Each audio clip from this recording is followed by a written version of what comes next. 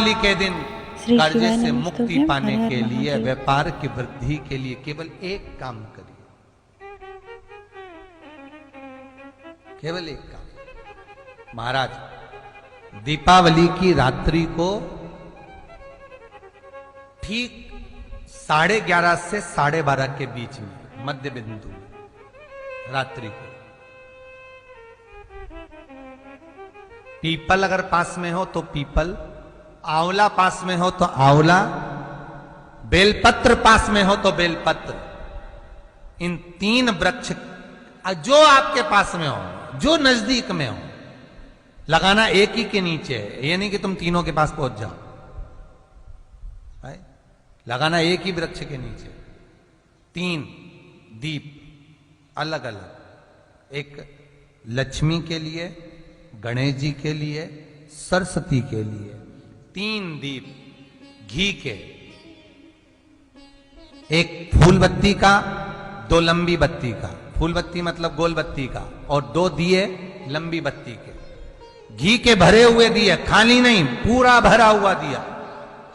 उसमें एक एक कमलगट्टा, कमलगट्टा जो हवन में चढ़ता है, किराने की दुकान पे मिलता है काले कलर का कमलगट्टा। महाराज उस दिए के अंदर रखकर सबसे पहले गोल बत्ती वाला दिया हाथ में रखिए, हथेली पर जलाकर, और अपने स्मरण करो लक्ष्मी का, कुल देवी देवता का स्मरण करिए,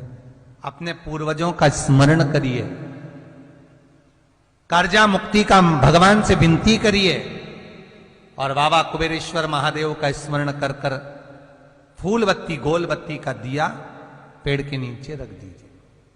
दूसरा दिया जला हुआ उठाइए, उसकी बत्ती अपनी ओर हो, उसको उठाकर फिर अपने कुल देवी देवता का स्मरण करिए, पूर्वजों का स्मरण करिए, जिस भाव से दिया लगाने आए हो वो भाव को व्यक्त करिए, और दिए की बत्ती पेड़ की साइड कर कर रख दीजिए। तीसरा दिया उठाइए, अपने मन की कामना कर कर, जिसका कर्जा चुकाना है, व्यापार वृद्धि के लिए, संपदा के लिए विनय करिए, और उस दिए को जब उठाओ तो उसका मुख उधर का होना चाहिए, बोलते समय, स्मरण करते समय। जब नीचे रखोगे तब दिए का मुख अपनी ओर होना चाहिए। झोली पसार कर वृक्ष के नीचे प्रणाम करिए,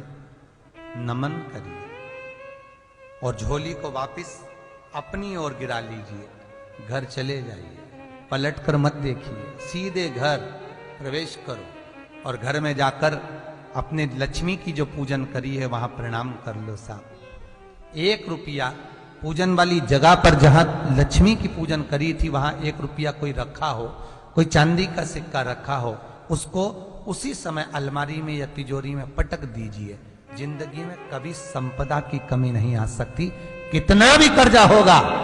माता लक्ष्मी, गणेश और सरस्वती, भगवान कुबेरेश्वर महादेव साल भर के अंदर ऐसा व्यापार खींचेंगे कि तेरा कर्जा चुक जाएगा, दूसरी बार तुझे पर कर्जा होगा ही नहीं। बेलपत्र 3 शमी पत्र, कार्तिक के महीने की दोनों अष्टमी में से किसी भी अष्टमी पर, चाहे उजाले की हो चाहे अंधेरे की, शुक्ल पक्ष की हो चाहे कृष्ण पक्ष की, 1 बेलपत्र 3 शमी पत्र, आप कभी दिल से, कभी मौका मिले हृदय से, दामोदर मास में, कार्तिक मास में अशोक सुंदरी वाली जगह का स्पर्श कर कर भगवान शंकर के शिवलिंग पर एक बार समर्पित कर कर देखना, और दूसरे वर्ष इंतजार करना कि तुमने कार्तिक महीने में अष्टमी के दिन बाबा को शमी पत्र और बेलपत्र दिया था, क्या बाबा ने तेरे घर में धन और वैभव दिया कि नहीं दिया? जो स्थिति में गाड़ी चल रही थी वो स्थिति की गाड़ी तेरी पार हुई कि ना हुई? कार्तिक के महीने में 1 बेलपत्र 3 शमी पत्र, कार्तिक